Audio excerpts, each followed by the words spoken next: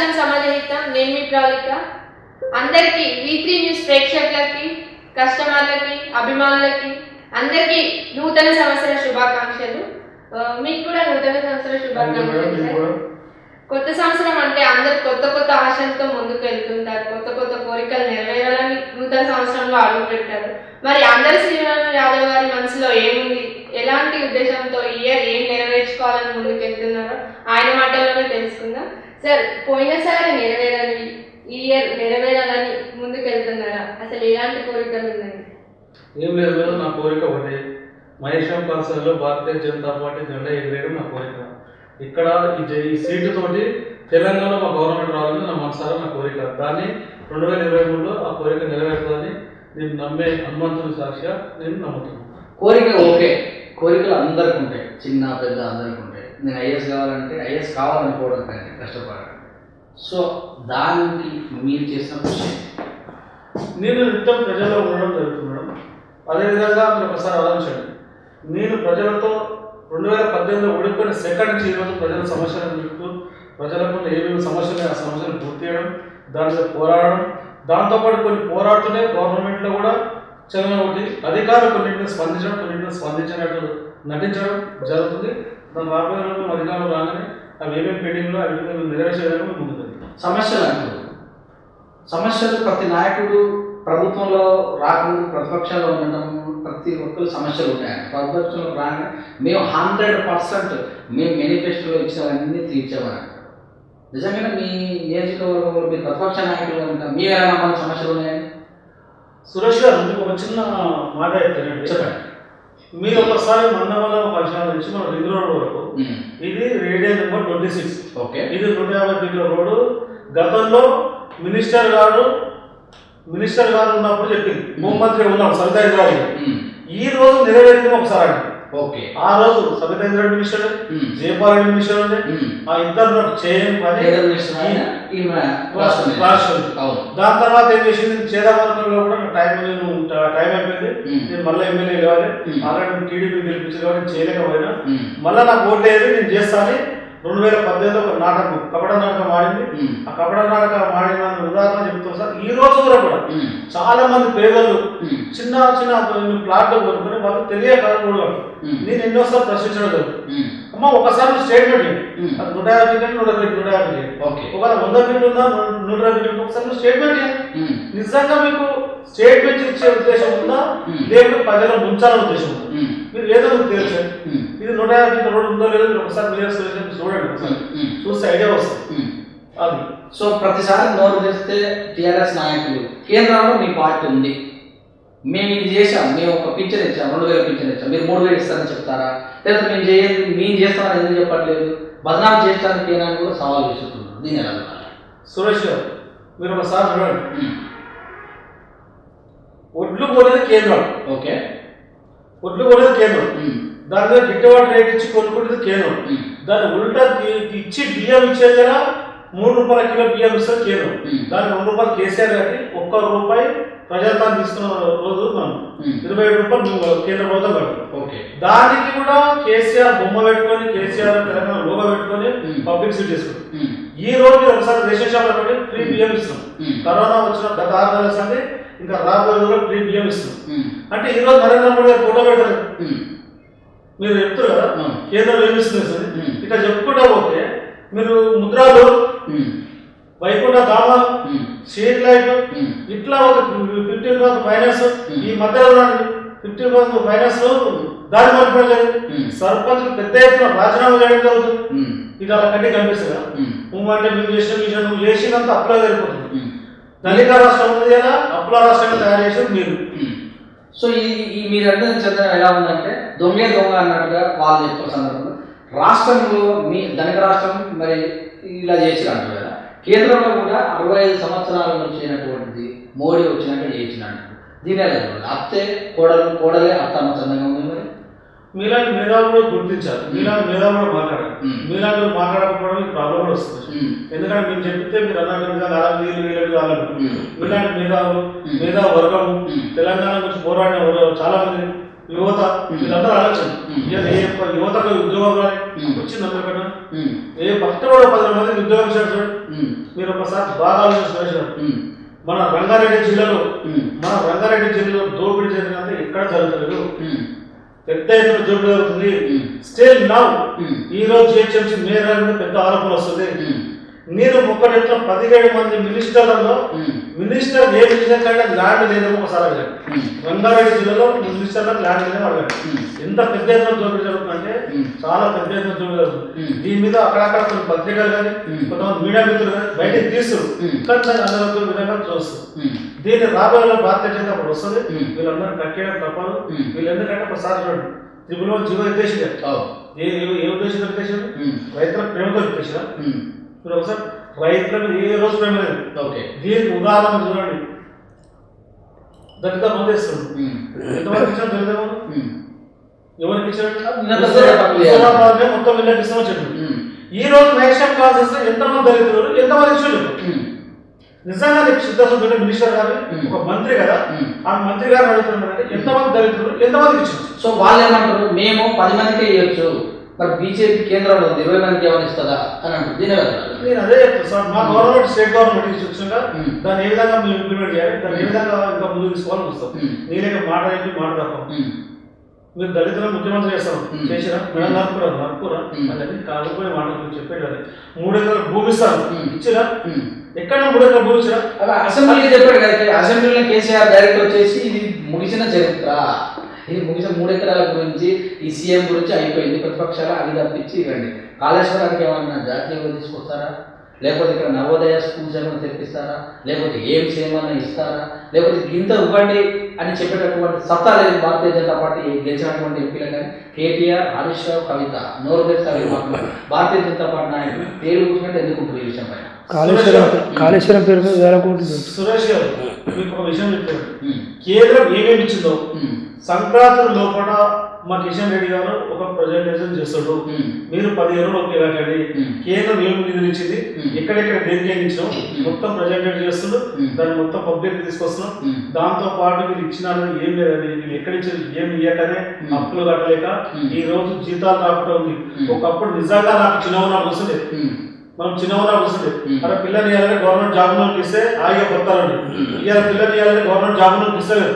Private job కంపెనీల నెల correct 1వ తారీఖు జీతాలు వస్తుంది. ఇలా గవర్నమెంట్ వస్తున్నా అది మీరే ప్రాబ్లం అంటారు కదా. మీరు అప్పు తీసుకెళ్ళడానికి అవకాశం ఇవ్వట్లేదు, జిఎస్టీ సరైన సమయానికి ఇవ్వట్లేదు, అది మీ మీద నెప్పమవుతుంది కదా. అధిక రాష్ట్రం ఉన్న స్టేట్ ను అప్పుల రాష్ట్రం చేసిన అయితే ఒప్పుకుంటున్నాడు కదా. అప్పుల రాష్ట్రానికి ఒప్పుకున్నాడు కదా. గవర్నమెంట్ పప్పు చేసుకుంటుంది. కానస్తలేవా ప్రతిపక్షాలకు? హైదరాబాద్ చేసిన ఫ్లైఓవర్స్ కానస్తలేవా, కాళేశ్వరం కానస్తలేవా, మేడిగడ్డ ఇప్పుడు ఏదైతే మల్లమ్మ సాగర్ కానస్తలేదా, 1,00,000 ఎకరాలకు నేను ఇస్తాను కాళేశ్వరం మా కానొస్తుంది ఇదే. రంగారెడ్డి జిల్లాలో మంచి బలమైన భూములని, మంచి రేటున్న భూములని గుంజుకొని గరీబుల తనకి అంత గుంజుకొని ఎస్సీల తన భూములు 1975లో వచ్చిన భూములను గుంజుకొని దాన్ని అమ్ముకొని దాచుకొని వేరే రాష్ట్రాల్లో పంచుతున్నా మాకు కనిపిస్తుంది. దీనికి ఉదాహరణ అదే చెప్తున్నా సార్. మీరు టీఆర్ఎస్ తీసి బీఆర్ఎస్ ముందనికనే పెట్టారు. మీరు ముంచే పార్టీ బీఆర్ఎస్ పార్టీ చెప్తాం. సో మీరు ఇలా అంటే ఈ రాష్ట్రంలో కట్టిన జిఎస్టీని తీసుకుపోయి గుజరాత్లో కట్టుకున్నాము, తీసుకుపోయి మీ మధ్యప్రదేశ్లో తీసుకుపోయి ఈ రాష్ట్రంలో మహారాష్ట్రలో, అంటే ఇక్కడ తెలంగాణలో వచ్చినటువంటి ఈ రాష్ట్రం నుంచి వచ్చిన ట్యాక్సీలు మీరు పరిపాలించే రాష్ట్రాలకు వేసుకుంటారు. మరి మా ఫోటో అక్కడ పెడతారా ఆ రాష్ట్రాలలో? నేను ఒక విషయం చెప్పండి. మీరు కరెక్ట్ అండి. రంగారెడ్డి జిల్లాలో వచ్చిన సంపదని ఈరోజు సిరిసిల్ల పెట్టడం, సిద్దిపేట పెట్టడం, నీకు గజ్వేల్ పెట్టడం, మేము అడగలే. అందరూ సమానంగా చూడాలనుకుంటున్నాం. మేము దాన్ని అడగలేదు. మేము అక్కడ ఏం అడగలేదు. మేము ఎందుకంటే తీసుకుంటున్నాం. ఎందుకు పబ్లిక్ సేవ గురించి తీసుకో, కానీ రియల్ ఎస్టేట్ వేస్తారు. ఇక్కడ ల్యాండ్ మీకు వస్తే చూస్తాం. మా మహేశ్వరం చూడండి, ఫార్మసీ మీద ల్యాండ్ కొనుక్కున్నాం, కంపెనీల పేరు మీద ల్యాండ్ కొనుక్కున్నాం. తుక్కుడ మున్సిపాలిటీలో కొన్ని కంపెనీలు వచ్చాయి. స్థానికులకు జాబ్ ఇవ్వాలని ఒక సెక్షన్. ఇప్పుడు ఎంతమంది కంపెనీలకు ఇచ్చినాం, ఎన్ని కంపెనీలకు ఇచ్చినాం, ఎంతమందికి జాబ్ ఇచ్చినాం, ఎంతమంది యువతకు ఉపాధి కల్పించినాం. ఒకసారి లిస్ట్ ఇవ్వమంటారు కదా. నిజంగా ధైర్యం ఉంటే, దమ్ము ఉంటే లిస్ట్ ఇవ్వండి.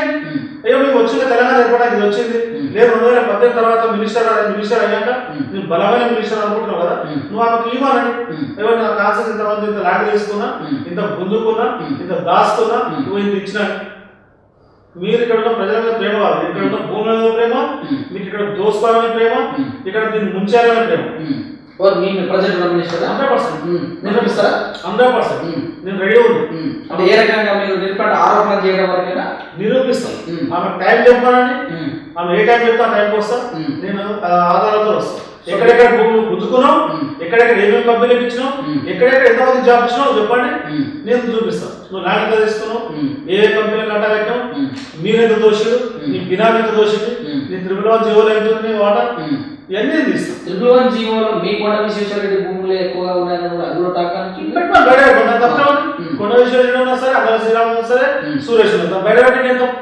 పెట్టండి అన్న ఎవరికి మద్దతు కాదండి అన్యాయం అంటే అన్యాయం కదా సో మహేశ్వర నియోజకవర్గంలో నేను చేసిన డెవలప్మెంట్ ఎవరైనా చేశారా అసలు సవాల్ విసిరారుగా చాలాసార్లు ఎవరు మీ మినిస్టర్ మా మినిస్టర్ అదే చెప్తున్నాను చేసింది హోమ్ మినిస్టర్ ఉన్నాడు చేసింది గణన మినిస్టర్ కేసులు తెచ్చింది ఇప్పుడు చేస్తుంది విద్యాశాఖ మంత్రి పిల్లలు మొత్తం ఆత్మహత్య చేస్తుంది హత్య చేస్తుంది ఆత్మహత్య కూడా హత్య చేస్తుంది గవే చేసింది అయినా ప్రజలు వాళ్ళ వైపు ఎక్కడ ఉండండి వాళ్ళ ప్రజలు లేదు మొన్న ఆమె ఏం చేసింది టీడీపీని సిపిఐని అన్ని అలవెన్స్ పెట్టుకొని 9,000 ఓట్లతో గెలిచింది ఓకే 9,000 ఓట్లతో గెలవాలని ఏమనుకుంది ఆ టైం అయిపోయింది ప్రజలు ఇసుకిస్తున్నారు నేను ఎమ్మడి ఏం చేసి టీఆర్ఎస్ పార్టీ వైపు జైన్ అయ్యి ఇప్పుడు నెక్స్ట్ దోసుకోవాలని వస్తుంది ఇది మొత్తం దోపిడేగా 100% ప్రజలు మరి ఆ వైపు లేదంటారా ఆ వైపు ప్రజలు ఉంటే ఒకసారి మీరు ఆలోచన చెప్పండి మేము కందుకూరం ఎంపీపీ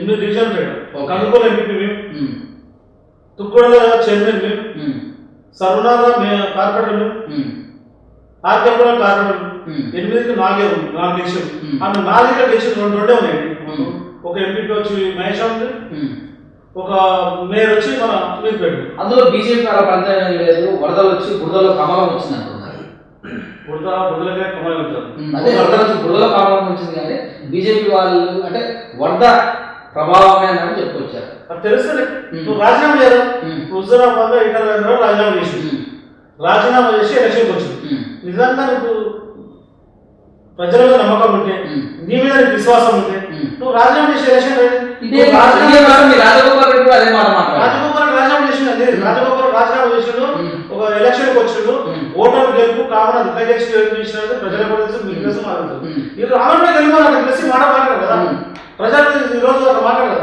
నువ్వు ఒక్కరోజు ఒకసారి రాజీనామా చేస్తే ప్రజలు కూడా చాలా మంది భావిస్తారు ఎందుకంటే నువ్వు రాజీనామా చేస్తే దళిత బంధు వస్తుంది నువ్వు రాజీనామా చేస్తే స్కీమ్ వస్తాయి నువ్వు రాజీనామా చేస్తే రేషన్ కార్డు వస్తాయి నువ్వు రాజీనామా చేస్తే పింఛన్ వస్తాయి నువ్వు రాజీనామా చేస్తే మా అందరి భవిష్యత్తు బాగుపడుతుంది కేసీఆర్ మా మహేష్ కాన్సన్ట్రేషన్ చేస్తాడు మా డెవలప్ అవుతారు మీరు రాజీనామా చేయడం మేమే చెప్తాం సో రాజీనామా చేస్తే సంతోషిస్తామని చెప్తున్నాం బీజేపీ వాళ్ళ పరిస్థితి ఎలా ఉంది అదిగో పులి అన్నట్టుగానే ఉంది రాజీనామా చేశాము గెలిచాము అన్న సవాళ్ళు ఎలా చెప్తున్నారు రాజీనామా చేసిన ప్లేస్ లోనే గెలిచాము అనుకోవడం అంటే బీజేపీ వాళ్ళ పరిస్థితి అదిగో పులి మీరు బలపడ్డాం వాళ్ళు బలపడుతున్నారని చెప్పడానికే మా మీద దోపులు లాగుతున్నారు అంటున్నారు సో సెస్ కూడా మీరు చర్చిలలో సెస్ ఎలక్షన్ లో క్లీన్ చీట్ సురేష్ ఒకసారి బాగా గత ఎలక్షన్ స్థానిక ఎలక్షన్ 100% అధికార పార్టీ దానికి వస్తాయి ఓకే దానిగా బాగా కూడా జిహెచ్ఎంసీ ఎలక్షన్ దానికి దీనిగా గెలిచింది ఓకే దీనికి ఉదాహరణ మన దగ్గర 5 ఎలక్షన్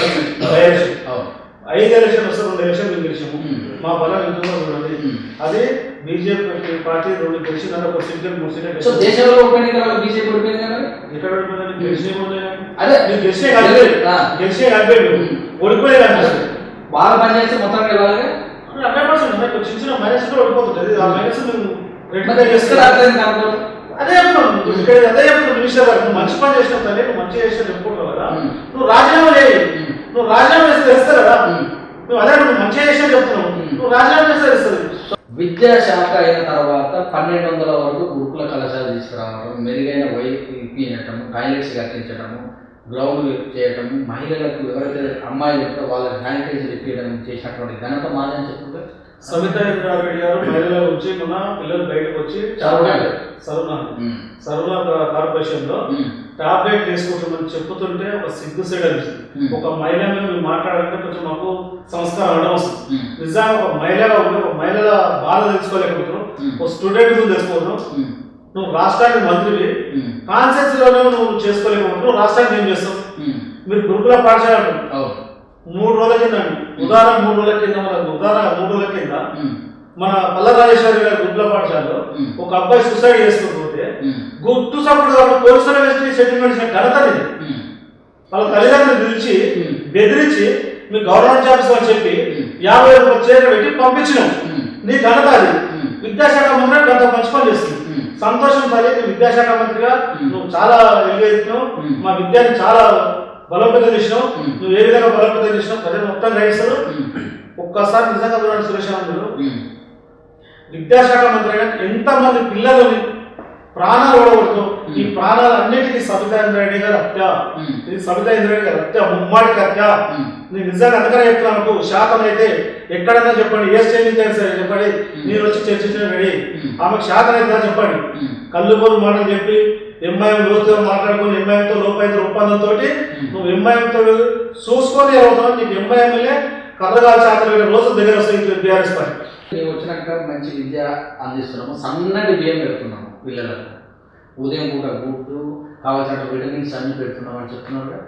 సురేష్ ఒక పని చేయాలి, ఇప్పుడు మనం అందరం కలిసి ఓకే మహేషం కాన్సన్ట్రేషన్ వేరే వద్దుగా మహేషం కాన్సన్ట్రేషన్ తీసుకొని ఏ స్కూల్కైనా సరే ఒక్క స్కూల్లో టైలెట్ బాగున్నా, ఫుడ్ బాగుందా, టీచర్ ఉందిరా, మీరు ఒకసారి రండి. ఎక్కడ ఉందా అంటే అక్కడ మా ముక్కు నాడే రాస్తాం. మనబడి మన వాళ్ళని చెప్పి చెప్పి చెప్పి మొత్తం నాశనం పడుతుంది. ఒకదానికి ఉంది మల్లారెడ్డి కాలేజీలో కానీ, పల్లరాజరెడ్డి కాలేజీలో కానీ, అదేవిధంగా మన కసిరెడ్డి నారాయణ స్కూల్ కాలేజీలో కానీ, వీటికి విద్యాశాఖ మంత్రి కానీ మన అందరికి కావాలి. వాళ్ళ ఉన్న మినిస్టర్లకు, వాళ్ళ ఉన్న ఎమ్మెల్యేలకు కాలేజీలకే మినిస్టర్ అండి. మనందరూ మినిస్టర్ కాదు, మనందరూ బాగు చేయడానికి రాలేదు. మన దగ్గర బాగు చేయడానికి రాలేదు, మనం ముంచడానికి వచ్చింది. దీనికి మీకు చిన్న ఉదాహరణ, ఈ గతంలో ఒకసారి 2-3 నెలల సార్లు ఎక్కువద్దు లేదు 1 year తీసుకోండి. ఎంతమంది పిల్లలు ఆత్మహత్య చేసుకున్నారు, ఎంతమంది సూసైడ్ చేసుకున్నారు. ఈ సూసైడ్ కారణం ప్రభుత్వం 100% అవుతుంది. 100% అవుతుంది. టాయిలెట్స్ లేక, విద్యా సరిగా లేక, అక్కడ చదువు సరిగా చెప్పక, ఇంటర్నెట్ లో 12 మంది మార్కులు కింద ఆత్మహత్య చేసుకోరంటే దానికి కారణం ఇలా కుదుకోండి. మేము 5 దేశాలు చదువుకున్న వాళ్ళకి 25 లక్షలు కూడా ఇస్తున్నామని చెప్తున్నారు. బాగా అంటే చదువు మంచి దేశాలకు తోలిస్తుంది.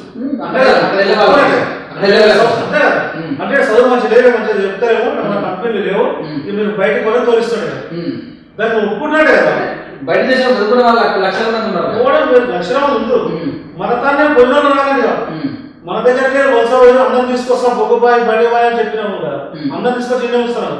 మళ్ళీ పోతోళ్ళకి ఇస్తున్నామంటే దాని సరిగ్గా లేదా వసతులు నీ దగ్గర సరిగ్గా లేకపోతే బయట పోయింది. నీ దగ్గర కంపెనీలకు నువ్వు ఇచ్చే కంపెనీలు కానీ, నువ్వు ఇచ్చే వ్యవస్థ కానీ, నువ్వు ఇచ్చే ఉంటే వాళ్ళు ఎందుకు జిల్లాలో కూడా ప్రాంతంలో కావచ్చు, పడమటి ప్రాంతంలో కావచ్చు ఉన్నటువంటి చెరువులో సుందరీకరించాము. ఈ రోజు ప్రజలు ఒకప్పుడు అక్కడికి వెళ్తుంటే ముక్కు మూసుకొని వెళ్ళేవాళ్ళు, ఇవాళ మాస్క్ తీసేసి ఆరోగ్యం కోసం వాటి చుట్టూ తిరుగుతున్నారు. ఇవి మాట్లాడలేదా సురేష్ అన్న? జిల్లాలో కూడా కానీ, మీర్పేట కానీ, సరుణాచల్ కానీ, జల్పేట కానీ, కుక్గూడ కానీ, మహేశ్వరంలో కానీ ఏ చెరువు కబ్జాలు రాము, ఏ చెరువు కబ్జాలు అదే చెప్తున్నా. కంచె కట్టి వాళ్ళందరికి ఇచ్చి వాళ్ళ మనుషులకు అంతా కబ్జా చేస్తారని కబ్జా చేసినాక ఉన్నదాన్ని చేసి దీన్ని సుందరీకరణ చేసిన, దీన్ని వాకింగ్ టాక్ చేసిన అని చెప్తున్నాం. నిజంగా ఇలా చంద్ర చెరువు ఉంది, ఇలా పెద్ద చెరువు ఉంది, ఇలా రాయల చెరువు ఉంది. నువ్వు రా, ఎన్ని చెరువు కబ్జా అయినా చూపిస్తాం. ఆ రికార్డ్ ఏదో నాకు ఆనందం ఇస్తాను. గతకాలం ఇవ్వలే కదా, గతకాలంలో సబితా ఇంద్రారెడ్డి ఎలక్షన్ వాళ్ళే ఉన్నది. ఇంకోరు తెలంగాణ అక్కడ ఆంధ్ర పరిపాలన జరిగింది. ఆంధ్ర పాలనలో మీరేగా మినిస్టర్, ఇంకోరు రాదు కదా. చెప్పేది అదే కదా, ప్రజలకు అర్థమైంది సార్. ఇప్పుడు అర్థమైంది కాబట్టి ఇంటికి పోయింది వచ్చింది. ఇప్పుడు ఆమెకి రాజీనామా చేస్తారు. అందుకనే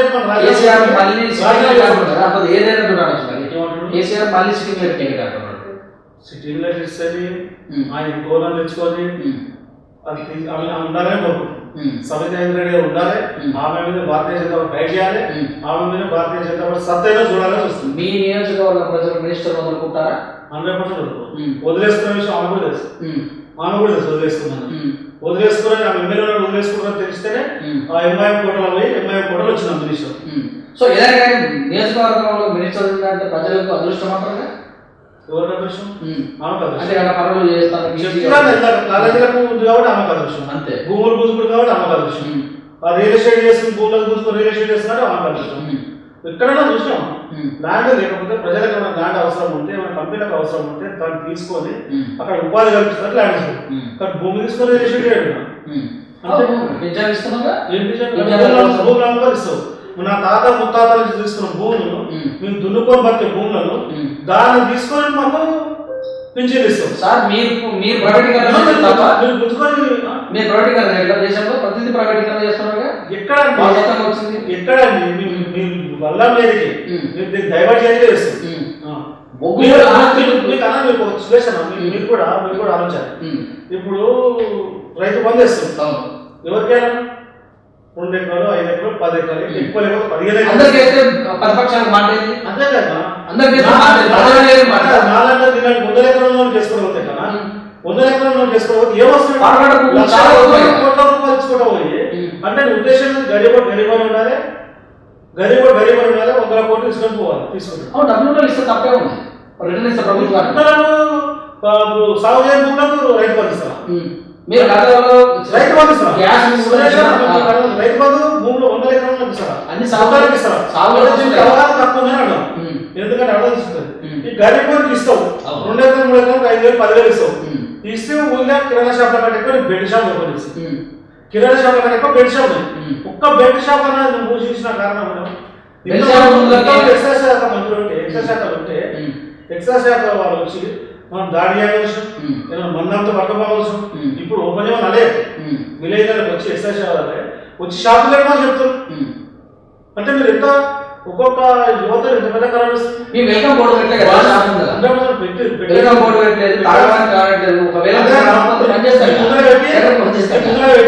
లేకపోతే వేస్తాంటే అదే చేస్తాడు. ఇవాళ మీరు తాగిన ఎంతమంది చిన్న చిన్న ప్రాణాలు అవుతున్నారు. తాగితే బానిస అవుతున్నారు. ఆ తాగి నాయన వద్దు పిల్లలు నాయన వద్దు తాగొద్దు తాగి నేను పోతే యాక్సిడెంట్ అయ్యి ప్రాణాలు పోతే ఆ ఇల్లు చాలా నష్టం. ఆ పుస్తకం దిగిపోతుంది. ఆ పుస్తకం దిగిపోయిన బోస బీఆర్ఎస్ పార్టీకి ఉసురుకుంటారు. మీరు బాగా చదువుతారు. చాలా మంది ప్రాణాలు అవుతున్నాయి, చాలా మంది యాక్సిడెంట్ అయితే తాగినాక దాని ఫలితం రాబోయే రోజులు వస్తుంది. అందరి శ్రీరామ్ గారు నేను అడిగే క్వశ్చన్ పైన ఓపెన్ మాట అవుతారా? 100% ఈసారి టికెట్ మీకేనా మహేశ్వరం నుంచి? భారతీయ జనతా పార్టీ ఎవరికి ఇచ్చినా పోటీ చేసి గెలిపించే బాధ్యత ఒక కార్యకర్త, సిన్సియర్ కార్యకర్తగా నా కర్తవ్యం నేను నిర్ణయిస్తాను. ఎవరైనా మాట్లాడతారు సార్. అయిన తర్వాత బయట మీకు టికెట్ కాదంటే బయటకి మీ కార్యకర్తలు బయటకు వచ్చి ఓలా చేయకుంటారా? సురేష్ అన్న నువ్వు అసలు శ్రీరామ్ గురించి పోతుంది ఎందుకంటే నేను చిన్న వరుస భారతీయ జనతా పార్టీ. సో నేను చెప్పేది సరే, నేను చిన్న వరుస భారతీయ జనతా పార్టీ. పార్టీల్లో ఎవరు టికెట్ ఇచ్చినా మీకు పనిచేయాల్సిన సిస్టంలో పొందాను. మీరు ఒకసారి చూడండి, నేను ఇంతకుముందు లీడర్ కాదు, ఇంతకుముందు నాకు బాధ్యత లేకుండా, ఇంతకుముందు పెద్ద ఫోకస్ అయిపోయి నేను భారతీయ జనతా పార్టీ ఒక సిన్సియర్ కార్యకర్తగా పనిచేస్తున్నాను కాబట్టి 2018 గుర్తించి బాబు నువ్వు మహేష్ పోటీ అంటే చేసిన అప్పుడు ఎవరు లేదు పార్టీలో పోటీలో. అదే ఈ రోజు ఎవరు వచ్చినా మనం చేస్తుంటాం కదా. ఖచ్చితంగా 100% ఎవరు వచ్చినా పార్టీ గెలుపు లక్ష్యంగా పనిచేస్తున్నాము. ఎవరికి వచ్చినా ఇచ్చిన కమలంపు కోరుతూ ఈసారి కాశీయాం జెండా మహేశ్వరం కోట మీద ఎదుగుతుంది. ఇది రాసి పెట్టుకో. మనం 2023 ఎప్పుడు ఎలక్షన్ వచ్చినా అప్పుడు మనం చూస్తాం. ఇదే కాదు రాష్ట్ర వ్యాప్తంగా 100% దీన్ని మొత్తంగా గవర్నమెంట్ ఇచ్చే విధంగా మన పార్టీ ఉంటుంది. బండి యాత్ర కూడా జరిగింది ఇక్కడ, లాభపడ్డా 100% లాభం. చూడలేదు అమిత్ షా గారి మీటింగ్ ఎంత పెద్ద సక్సెస్, మీటింగ్ ఎంత పెద్ద సక్సెస్. సభలు అంటే ఎన్ని పార్టీల వాళ్ళు వస్తారు? అంత కొంతమంది కొనుక్కొని కూడా రావచ్చు. కొంతమంది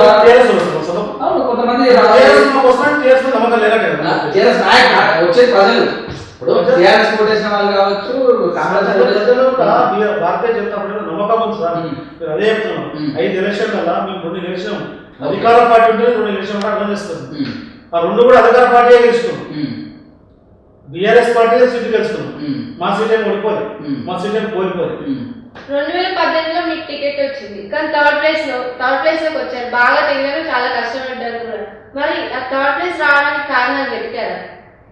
చూసినాం కదా రోజు లోపాలు మీరు చెప్పిన మాటలు మీరు చెప్పే కలుబలు కబుర్లు అక్కడ 2018 రెండే ఆలోచించాడు 2018 ఒకసారి మీరు ఆలోచండి అంతకుముందు ఎలక్షన్ గెలిపిస్తే పార్టీ మారిండు దాని భారతీయ జనతా పార్టీ కార్యకర్త అలాగే ఇచ్చినాయి గెలిచి ఆయన ఏం చేసాడు దాన్ని సైకిల్ గుర్తు మీద గెలిచి ఆ సైకిల్ తీసుకొని గుంతలోకి దాన్ని కొట్టపడ వెళ్ళిపోయాడు ఈమె చెప్తే ఒక ఆడపిల్లగా ఒక మహిళగా గౌరవించదు అంటే ఒక మహిళ మాట చెప్పింది కాబట్టి మహిళ గౌరవించాలి కాబట్టి మహిళలు ఈమె నమ్మకంతో ఈమె కాంగ్రెస్ పార్టీ కాబట్టి అది చేస్తా ఇది చేస్తా కేసీఆర్ గారిని పొట్టుపోటు తెచ్చిన సబితా ఇంద్రారెడ్డి గారు మీరు బాగా అబ్జర్వ్ చేయండి సబితా గారు పొట్టుపోటు తిట్టి ఆ రోజు మాటలు చెప్పి గెలిచి ఆయన 6 నెలల కొద్ది 2 నెలలు వాడు గెలిచిన 15 రోజుల నుంచి పోతాడే కాకపోతే ఓవైసీ ముందర పోతే వెంటాము పోయి 80 కోట్ల మినిస్టర్ తెచ్చుకుంది ప్రభుత్వంలో ఉంటే అభివృద్ధి జరుగుతుందని పోయాము విషయం ముందు చెప్పాలి సార్ నేను గెలిచిన కాంగ్రెస్ అదే అదే అంటే నువ్వు చెప్తుంది కాంగ్రెస్ వస్తున్నారు అనుకుంటుంది లేకపోతే అది రేపు మేము కూడా పోతాం ప్రజలకు సురేష్ గారు అదే నువ్వు మహేశం కాన్సెన్స్ లో ఫార్మాసిటీ తీసుకుని డెవలప్ చేసినావు తుక్కుడులో భూమి తీసుకొని డెవలప్ చేసినావు బడేపేటలో చెరువులని కబ్జా చేసినావు డెవలప్ చేసినావు మన మీరుపేటలో చంద్ర చెరువు పెద్ద చెరువు అని కబ్జా చేసినావు డెవలప్ చేసినావు ఇలా పింఛన్ ఇచ్చినావు డెవలప్ చేసినావు అదే ఎన్ని పింఛన్ ఇచ్చినా చెప్తాను ఈ రోడ్డు 2009 వేసిన చెప్పిన రోడ్ ఇస్తాను ఇప్పుడు వరకు ఇచ్చినావు ఇవే డెవలప్మెంట్ తెలుస్తుంది ఇంకొక చిన్న విషయం చెప్తాను బాగా 2009లో సబితా ఇంద్రారెడ్డి తెలిసిన ప్రతి ఒక్కరికి 60,000 పట్టాలు ఇచ్చింది ఎవరికి ఇస్తారు గరీబ్ వాళ్ళకి ఇస్తారు గరీబ్ వాళ్ళకి 60,000 పట్టాలు ఇచ్చి ఇలా ఇల్లు కట్టుకుందామంటే ఇల్లు ఓటిస్తుంది ఎంఆర్ఓ అదే అవే ప్లేస్ అవే పట్టాలని దానికి ఒక చిన్న నోట్ రాస్తాం 6 నెలల్లో కూడా నువ్వు కట్టకపోతే మళ్ళీ గవర్నమెంట్ కూడా రాస్తాం కానీ 6 నెలల్లో కూడా కరెంట్ చేయాల్సింది ఇదే బాధ్యత అక్కడ డ్రైనేజ్ చేయాల్సిన బాధ్యత వాటర్ చూపించాల్సిన బాధ్యత అవి ఏం చూపించదు అడవులు ఇచ్చింది ఇప్పుడు చంద్రం చేసుకొని డెవలప్ అయ్యి ఏదైతే టర్న్ అయిపోతే మనం పెట్టి పుంజుకుంటున్నాం డబుల్ బెడ్ బిల్లు ఒక ఇచ్చాను ఇప్పుడు డబుల్ బెడ్ బిల్లు ఇచ్చాను అదే నిరంతరం ఎన్ని ఇచ్చాం ఒకసారి చెప్పండి ఒక్క డబుల్ బెడ్ ఒక్కటి ఉత్తర తిరుగుతుంది గిరా తిరుగుతుంది ఆ కారణం వేసుకొని గిరా తిరుగుతుంది అందరూ తెలిసిపోయింది ఏం సమస్య తిరుగుతున్నాయి ప్రజా సమస్యలు పట్టించుకోవాలి ఇక్కడ ఏ సమస్య అడిగినా ఈ సమస్యలో ఏ సమస్య వచ్చిందో చెప్పాను ప్రతి ఒక్కరికి రాజకీయాల్లోకి రావాలని కోరుకుంటుంది అఫ్కోర్స్ మాకు కూడా ఒకరేమో వారసత్వంతో వస్తారు ఒకరేమో పవర్ పాలిటిక్స్ కోసం వస్తారు ఒకరు నిజంగా ప్రజాసేవ చేయాలని వస్తారు మరి అందరూ శ్రీరాములు యాదవ్ ఏ ప్రజెంటేషన్ తో వచ్చారు ప్రజలకు సేవ చేయాలని వచ్చినాం చిన్నప్పటి సార్ భారతీయ జనతా పార్టీలో మాకు తెలివి వచ్చేసరికి మాకు ఏరియాలో నిలసరి ఎమ్మెల్యే కాదు మాకు తెలివి వచ్చేసరికి మాకు బీజేపీ పార్టీలో ఒక నమ్మకం ఉంది మేము అప్పుడు ఫస్ట్ నుంచి కూడా ఇక్కడ మాకు రాజరెడ్డి గారు సర్పంచ్ ఉంది మేము భారతీయ జనతా పార్టీ సిద్ధాంతాలలో భారతీయ జనతా పార్టీలో ఉన్నాం కాబట్టి ప్రజలకు సేవ చేయాలనే ఉద్దేశంతో సేవ చేయడానికి వచ్చినాం ప్రజలకు సేవ చేయాలంటే పవర్ ఉంటేనే చేయొచ్చా బాగా డబ్బులు సంపాదించుకున్నారు మరి పవర్ ఉంటే ఏదైనా చేయొచ్చు అని వచ్చారు పవర్ లేకుండా చేసుకోండి పవర్ ఉంటే కొంచెం ఎక్కువ చేయొచ్చు ఇది నిజం అది మీకు తెలుసు నాకు తెలుసు పవర్ లేకుండా మీరు చేస్తున్నాం ఈ రోజు నాకు ఏం పవర్ లేదు నేను ఎంతో మంది ప్రజలకు మెయిల్ చేసినా కూడా చెప్పుకోను కొంత చాలా మంది తెలుసు కాన్సెన్స్ మీరు కూడా ఇన్వైట్ చేయండి పవర్ వస్తే కొంచెం ఎక్కువ చేయాలని ఆశ అందరూ శ్రీరాములు యాదవ్ జై శ్రీరామ్ అనాల్సిందేనా జై శ్రీరామ్ తప్పే ఉన్నాడు జై శ్రీరామ్ అంటారా ఒక హిందూ బిడ్డగా ఒక భారతీయ జనతా పార్టీ కార్యకర్తగా జై శ్రీరామ్ తప్పే ఉన్నా జై శ్రీరామ్ అనేది తప్పు ఉందా మైనార్టీ వాళ్ళ మైనార్టీ వాళ్ళ సిద్ధాంతాలని వాళ్ళ భాషను వాళ్ళని మేము అంటున్నాం ఎవరి సిద్ధాంతాలను కాపాడుకోవాల్సిందే ఎవరి ఎవరి మతాన్ని వాళ్ళు గౌరవించుకోవాల్సిందే అన్ని మతాలను గౌరవించవలసిన బాధ్యత మన దగ్గర ఉంది ఓటు ఎవరికి అందరి ఓట్లు కావాల్సిందే కదా రాజకీయ నాయకులు ఓట్లు అందరికి కావాల్సిందే మేడం ఇప్పుడు మేము మైనార్టీలకు కించపరుస్తుంది కదా మైనార్టీలో వాళ్ళ శ్లోకం వాళ్ళకు ఉండాలని చెప్తున్నాం కానీ హిందుత్వం అనే భావమే ఎక్కువ ఉంటుంది కదా హిందుత్వం అంటాం మేడం ఇప్పుడు హిందుత్వం ముస్లిం అంటున్నాం పిచ్చర్ అంటున్నాం ఎవరిని అనుకుంటున్నాం ఎవరి మతాన్ని కించపరుస్తుంది అసలు ఎవరి మతాన్ని గౌరవించమంటున్నాం నా హిందుత్వాన్ని హిందుత్వం అంటున్నాం తప్పే కదా నువ్వు ఎందుకంటున్నావు అంటే తప్పు ఎవరి గౌరవం ఆలోచించాలి సో అలా లేని ఎడలా ఎందుకు ఏమన్నా ఏముంది మీరు పూచిగా చూపుతున్నారు మరి సో అలా లేని ఎడలా వాళ్ళ పూచిగా చూపిస్తాం నిజం చెప్తున్నాం ఎంఐఎం కోర్టులో తీసుకున్నావు నువ్వు అసలు వేసేప్పుడు వీడియో ఉంది చూపిస్తా అసలు ముందర పోతే మా చిన్నవాడు మా తాత అంటాడు కాసాగా నెంబడి గొర్రె పోయినాడు పోతూనే ఉంటుంది పోతే 3 రోజులు కాకుండా మధ్య పది వేసుకుంది ప్రజలకు ఏమైనా నష్టమా 100% నష్టం నువ్వు మేజర్ మేజర్ అయితే చెప్పు నేను చెప్తున్నా మహేశ్వర కాన్ఫరెన్స్ లో ఎంత సంపద వచ్చింది నువ్వు ఏం చేసినావు దాన్ని బలంగా చర్చ కలిగిన నీకు అది దమ్ము లేదు ఆ ధైర్యం లేదు ఆ మాట్లాడే సత్తా లేదు నీకు అవసరం ఉంటే వద్దడో చిన్న చిన్న ఏదో మాట్లాడేస్తావు ఎక్కువ బాధ వచ్చినాడు మీరు మాట్లాడేయడం మా మీద పడుతుంది అని మీరు మాట్లాడరు నోరు మూసుకుంటే మౌనానికి ప్రజలలో ఉన్నాక ఎలక్షన్లు చూసుకుంటాం ప్రతి దానికి సవాల్ స్పీకర్ అయ్యింది సరే 4 నెలలు చూసుకున్నావు ఒక 4 నెలలు చూసుకున్నావు మంత్రి గారి మేము తల్లి గౌరవిస్తున్నాం నువ్వు ఒకసారి రాజీనామా తల్లి రాజీనామా వేస్తే నీకు ఎంత మెజార్టీ వస్తుంది ఎంత బంపర్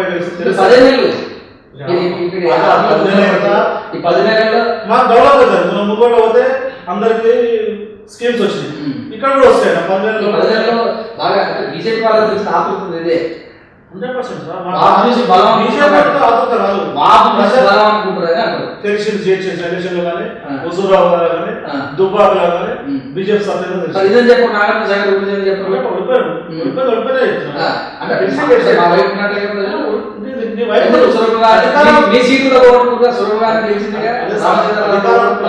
అదే సార్ సురేష్ గారు అధికార పార్టీలో 3 గెలిస్తే మేమేం ఒక సీట్ గెలిచి బియ్యం 3 గెలిచి మా బలమైన మా ఆపేద మాకు తెలుసు ఆ మాత్రం తెలియకుండా రాజకీయం చేస్తాం అత్త మామ వారసత్వం మీకున్నారనుకోవచ్చా మా మేనమామ ఎంపీటీస్ ఉంటే మా అత్తమ్మ ఎంపీటీస్ పోలీస్ మా అమ్మ వాళ్ళ బ్రదర్ మా మామ ఎంపీటీస్ మా అత్త బీజేపీ మొత్తం మా ఫ్యామిలీ మొత్తం బీజేపీ మొత్తం బీజేపీ 1985 సార్ 1985 లో మా మామ ఎంపీటీసీ హైదరాబాద్ సర్వర్ మండలంలో అత్యంత మేయర్ ఈసారి టికెట్ 100% నాకే వస్తుందని మీరు అనుకుంటున్నారు మరి మీ వెనుక పెద్ద హస్తాలు ఏమైనా ఉన్నాయా నేను ఏమనుకుంటున్నా నాకే వస్తాను భారతీయ జనతా పార్టీ ఎవరికి ఇచ్చినా గెలిపేయాలన్న లక్ష్యంతో పోతుంది మరి భారతీయ జనతా పార్టీ లక్ష్యం అవుతుంది మేడం బాగా సో భారతీయ జనతా పార్టీలో చిన్న కార్యకర్త కానీ పెద్ద కార్యకర్త కానీ సమన్వయం జరుగుతుంటే భారతీయ జనతా పార్టీనే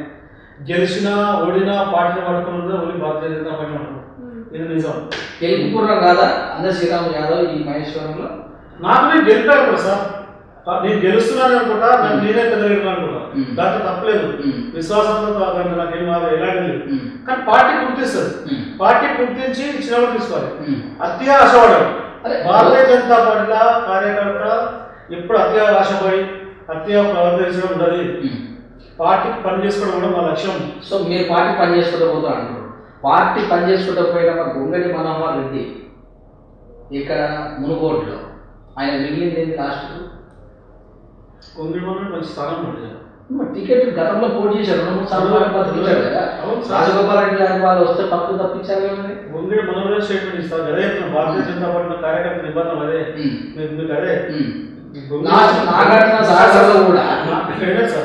మనోహర్ రెడ్డి స్టేట్మెంట్ ఇచ్చిండు భారతీయ జనతా పార్టీ గవర్నమెంట్ వచ్చినా మేము టికెట్ మీద పనిచేస్తున్నాం కదా సార్ దాని ఆశ పెట్టుకుని పనిచేస్తాం టికెట్ మీద ఆశ మొత్తం తిరుగుతారా సార్ అదే కాదు మేము కష్టపడేది అది మేము పార్టీ నిలిపేయాలని లక్ష్యంతో తిరుగుతున్నాం టికెట్ వచ్చే టైంలో ఆ టికెట్ ఎవరికి వచ్చినా ఏమొచ్చినా అది రాష్ట్రం చూసుకుని కేంద్ర పార్టీ రాష్ట్ర పార్టీ చూసుకొని నిర్ణయిస్తుంది ఎప్పుడైనా ఎక్కువ మనిషి ఎక్కువ ఆశ పెట్టుకోదు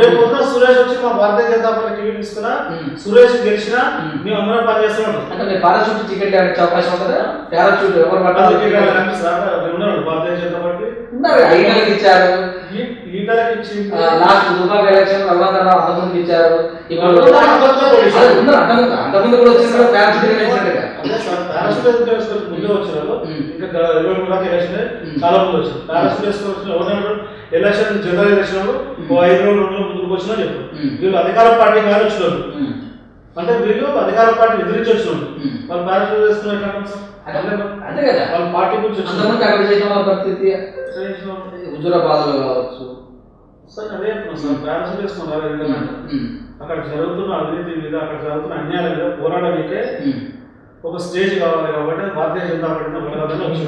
99 నియోజకవర్గాల్లో గెలుస్తామని చెప్తున్నారు కదా, మీ బలమైన అసలు మా బలం ప్రజల బలం. ప్రజలు ప్రతిపక్ష నాయకులు లేకపోతే కారు ఎక్కువై వస్తేనే తప్పించి భారతీయ జనతా పార్టీ బలపడదు అనేది సామెత ఒకటి ఉంది.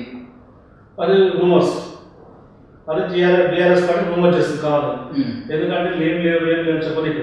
మేము 2018 అన్ని సీట్లు పోటీ చేసినాం. ఈ రోజు ఎవరు వచ్చినా రాకున్నా మా పార్టీ బలంగా మేము గెలుస్తున్నాము. 90 సీట్లు మా లక్ష్యంతో ముందుకెళ్తాం.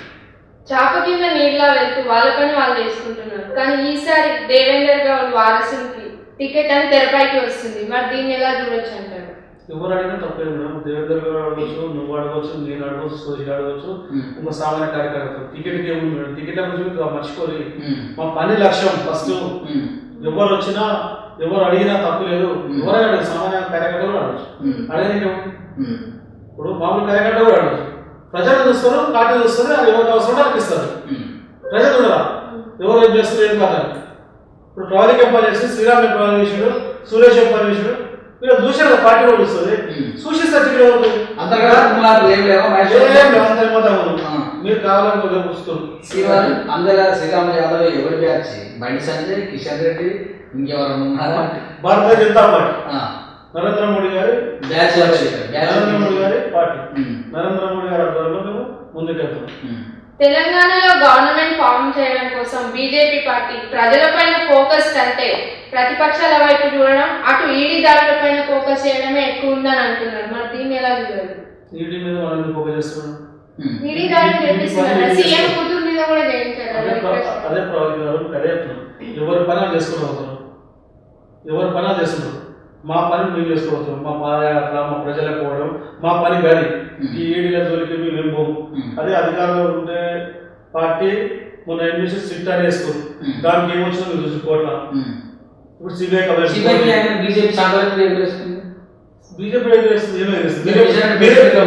మీరే భయపడతారు.